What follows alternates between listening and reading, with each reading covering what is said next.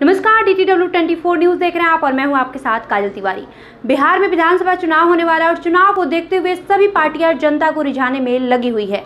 इस कड़ी में बीजेपी भी अब पीछे नहीं है। आपको बता दें, प्रधानमंत्री नरेंद्र मोदी ने आज वीडियो कॉन्फ्रेंसिंग के जरिए बिहार की जनता को संबोधित किया है। प्रधानमंत्री नरेंद्र मोदी ने वीडियो कॉन्फ्रेंसिंग के जरिए 294 करोड़ की योजनाओं का शिलान्यास और उद्घाटन कर बिहार की जनता को बड़ी सौगात दी है। इन योजनाओं में मत्स्य पालन, पशुपालन और कृषि से जुड़ी अन्य तरह की योजनाएं शामिल है। इन योजनाओं में मत्स्य पालन, पशुपालन और कृषि से जुड़ी अन्य योजनाएं शामिल है।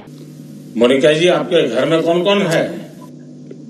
मेरे घर में मेरे हस्बैंड है, मेरे 2 बच्चे हैं, मेरे भैया भाभी है, उनके 3 बच्चे हैं, दादी है और सास ससुर है। बड़ा विशाल परिवार है। Yes sir. पशुपालन के अलावा और भी कोई काम करती हैं या फिर इससे ही गुजारा चल जाता है? अभी तो सर इससे ही गुजारा चल जाता है। मतलब ग्रेजुएट किए हैं लेकिन अभी कोई रोजगार नहीं मिला है, तो अभी पशुपालक से ही और कृषि है, मतलब किसान है, खेती कर रहे हैं। किस विषय में ग्रेजुएशन किया? हिस्ट्री में। अच्छा, कहाँ पर किए? मनिहारी कॉलेज से किया सर। अच्छा, अभी आपके पास कितनी गाय हैं? 2 गाय हैं। अच्छा, और कितने दूध की बिक्री दिन भर में हो जाती है? प्रतिदिन 10 लीटर। 10 लीटर? अच्छा जी सर। आप पहले से ही सहकारी समिति से जुड़ी थी या फिर कहीं और दूध बेचती थी? इससे आपको नहीं सर, पहले नई व्यवस्था से पहले से ही जुड़े हुए हैं। अच्छा, यानी जब से आपके पास गाय है या जब से आप ससुराल आई, ये काम पहले से ही चल रहा था? ससुराल आने से पहले यहाँ पर कुछ काम नहीं था। यहाँ मेरे इंटर करके मेरी शादी हुई है और मैं ससुराल से ही ग्रेजुएशन की हूँ। और यहाँ पर पहले मतलब मैं एसटी से हूँ, तो यहाँ पर शराब मतलब बनता था हमारे समाज में। तो मेरी शादी हुई, इसके बाद जब शराबबंदी स्टार्ट हुई तो मैंने लेडीज लोगों को जागरूक किया कि शराब नहीं बनाना है। मैंने स्वयं सहायता समूह को भी प्रेरित किया कि उसमें 10 रुपया सप्ताह जमा करना है, उससे भी हमें लाभ हो सकता है। और फिर मैंने जीविका में ही DRP में काम किया किसान लोगों के साथ ही, जिससे कि हमारी आय में बढ़ोतरी हो सके। और अभी उससे भी मतलब मैं आगे आना चाहती हूँ।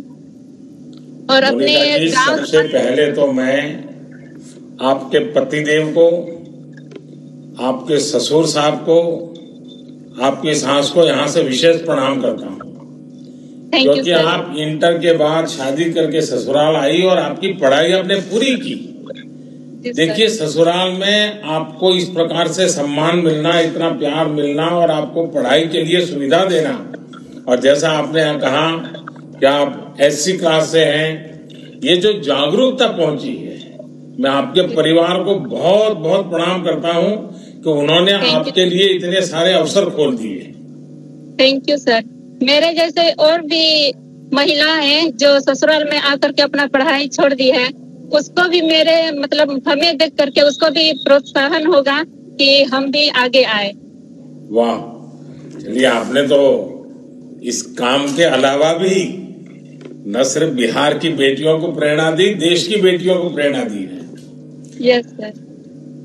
देखिए मोनिका और इन जैसी तमाम बहनें आज स्वावलंबन के लिए, आत्मनिर्भरता के लिए तेजी से आगे आ रही हैं। सरकार की भी हर संभव ये कोशिश है कि बहनों को ज्यादा से ज्यादा अवसर मिले, और इसके लिए स्वयं सहायता समूह को जब और ज्यादा मदद की जा रही है।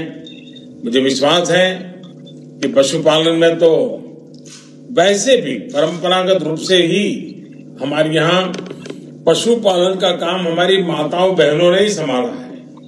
ये सर। लेकिन अगर उनको आधुनिक तकनीक का उनको सहारा मिल जाए, उनको ज्ञान भी मिल जाए और व्यवस्था भी मिल जाए, और पशुओं की अच्छी नस्लें अगर मिलना शुरू हो जाए, उनके स्वास्थ्य की जांच भी आसानी से संभव हो जाए, और जिसकी दिशा में बिहार सरकार भी काफी प्रयास कर रही है, गिरिराज जी के नेतृत्व में भारत सरकार भी अनेक नए नए प्रकल्प चला रही है।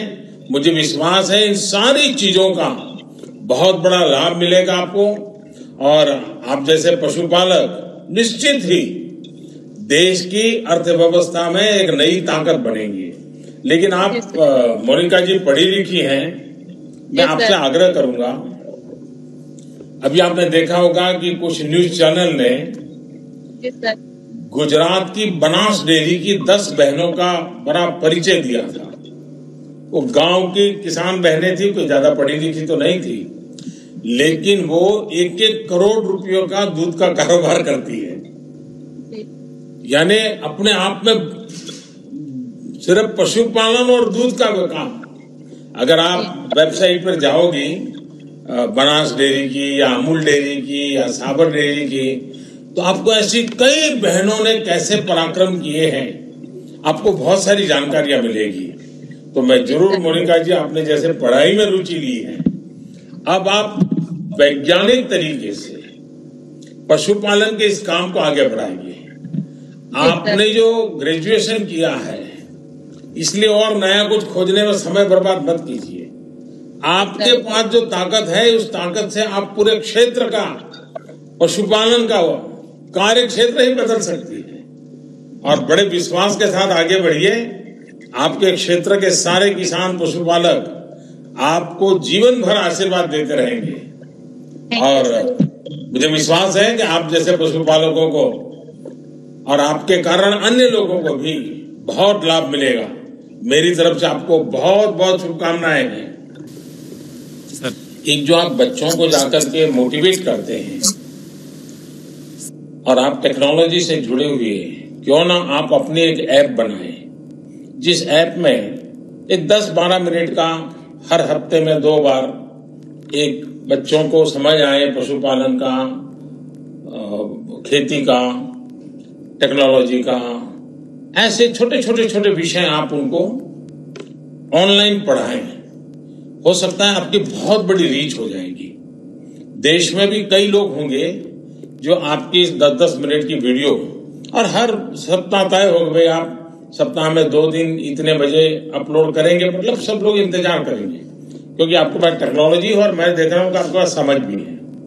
दूसरा, ये कोरोना काल समाप्त होने के बाद मैं विशेष रूप से चाहूंगा कि आप समय निकालिए और आपके इलाके के किसान, उन सबको मैं गुजरात भेजने की व्यवस्था करूंगा। और वहां ये जो अमूल का काम चल रहा है, डेयरी का कैसा काम चल रहा है, किस प्रकार से जुड़ता है, एक हफ्ते भर रह करके आप उसको देख के आइए। मैं गिरिराज जी को कहूंगा वो इसकी व्यवस्था करें, और मैं भी देखूंगा कि आपका वहां जाना और सारी चीजें देखने का मौका मिले। तीसरी एक बात मैं कहूंगा कि भारत सरकार की एक गोबर धन की योजना है। जैसे आप गोबर गैस का प्लांट चला रहे हैं, लेकिन 40-50 गांवों का संयुक्त, फिर लोग अपने यहाँ पुराने जो बूढ़े पशु हैं उनको छोड़ नहीं देंगे, रखेंगे, क्योंकि उसके जो वेस्ट है आज उसकी कीमत मिलती है। और आप एक बहुत बड़ी मात्रा में ऊर्जा का केंद्र बना सकते हैं। तो गोवर्धन योजना जो भारत सरकार की है, उसका भी फायदा लेने की दिशा में आप जरूर सोचिए। मैं गिरिराज जी को बताऊंगा कि वो आपके संपर्क में रह करके, क्योंकि आपने बड़ा रिवॉल्यूशनरी कदम उठाए हैं और एक दीर्घ दृष्टि के साथ कदम उठाए, ऐसा मैं अनुभव कर रहा हूँ। और जब गांव के व्यक्ति के पास से ये धरती के अनुभव को सुनता हूँ, तो सचमुच में मेरे लिए बड़ी खुशी बात होती है। और गांव की किसानों की आय बढ़ाने के लिए सरकार जो प्रयास कर रही है, उसमें आप जैसे नौजवानों का जुड़ना बहुत बड़ा लाभ करेगा। हम लोगों ने, आपने देखा होगा, कई पुराने कानूनों को बदल दिया है। कई कानून जो किसानों के लिए एक प्रकार से जंजीर बन गए थे, उनको हमने हटा दिया है। आपको या आपके गांव के किसानों को इसकी जानकारी मिलती रहे, इसके लिए लगातार प्रयास करना चाहिए। मैं फिर एक बार आपको बहुत बहुत बधाई देता हूं, और पूरे गांव के लोगों को जिस प्रकार से आपने जोड़ा है, अगल बगल के गांव को जोड़ा है और आधुनिकता टेक्नोलॉजी इस दिशा में जोड़ा है, देश के पढ़े लिखे नौजवानों के लिए आपका ये प्रयास बहुत ही प्रेरक है। मेरी तरफ से आपको बहुत बहुत शुभकामनाएं हैं। धन्यवाद। बहरहाल बिहार और देश की तमाम खबरों को देखने के लिए हमारे साथ बने रहें। अगर आपने अभी तक हमारे चैनल को सब्सक्राइब नहीं किया है तो कर लिया। अगर आप ये वीडियो हमारे फेसबुक पेज पर देख रहे हैं तो हमारे पेज को लाइक करें और शेयर करें। धन्यवाद।